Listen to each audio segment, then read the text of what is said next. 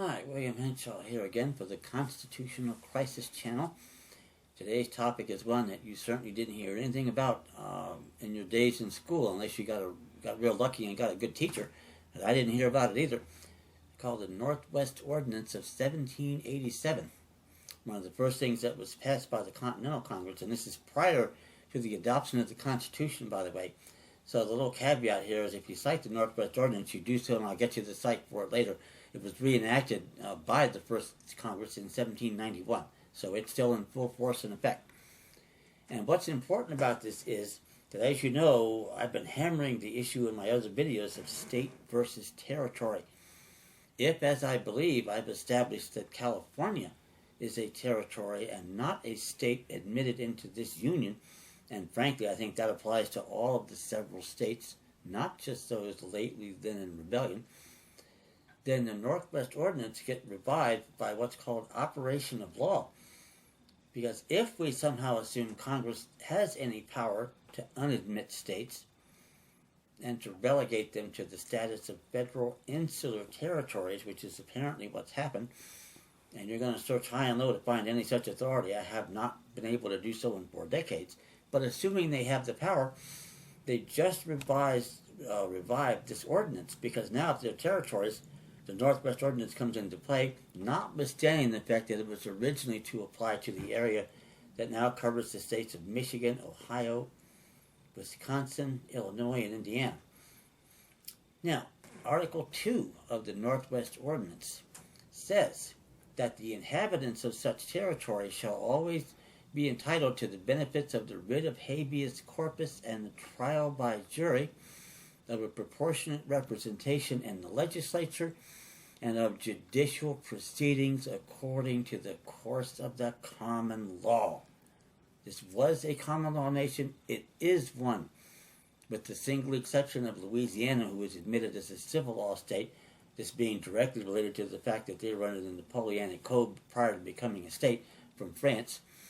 But even then, most of the maxims of common law still apply there. But that said, if those are in play, those are the demands that we need to be making in our petitions, in our motions, whatever it is we file in court, and most of them will be special appearances, and demanding these rights. And in a way that I believe that these courts are going to be either forced to honor them or to dismiss your case for lack of jurisdiction because they can't honor them. That's how important this is.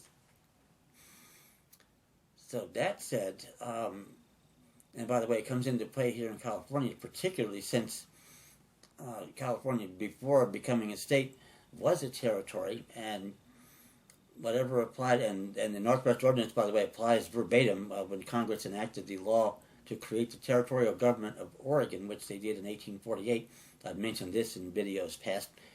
The Northwest Ordinance applied to the territory of Oregon, and I believe for the same reason it would apply now to the territory of California alike.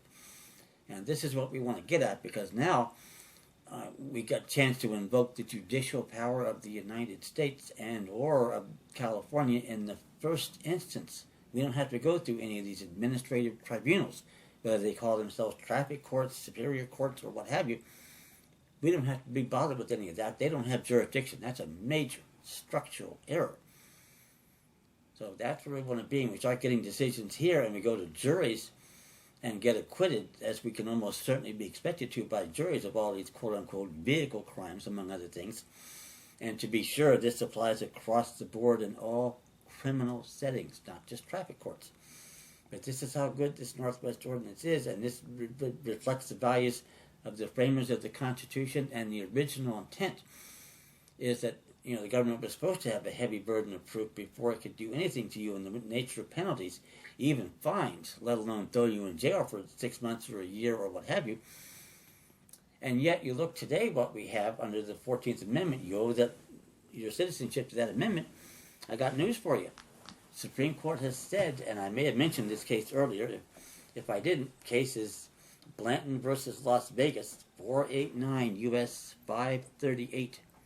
9-0, unanimous case. Took them 3 or 4 pages to tell you that, that in a criminal misdemeanor case there is no right to a trial by jury.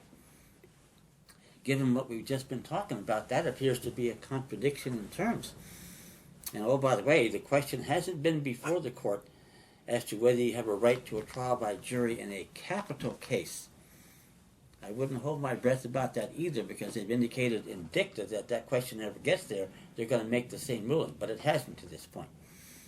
But my goodness, how can they say if you owe your citizenship to the 14th Amendment, no right to trial by jury, and look at what we have as an inhabitant of a territory, not even necessarily a citizen of the United States, an inhabitant of a territory. What's wrong with this picture? Well, that's what I'm here to teach you and get you where you understand it and you know what's wrong with it and you know what to do about it. All those things come together, they're not going to come after you either, and just like me, you will not be able to get into jail. Sounds pretty good, huh? See you next time.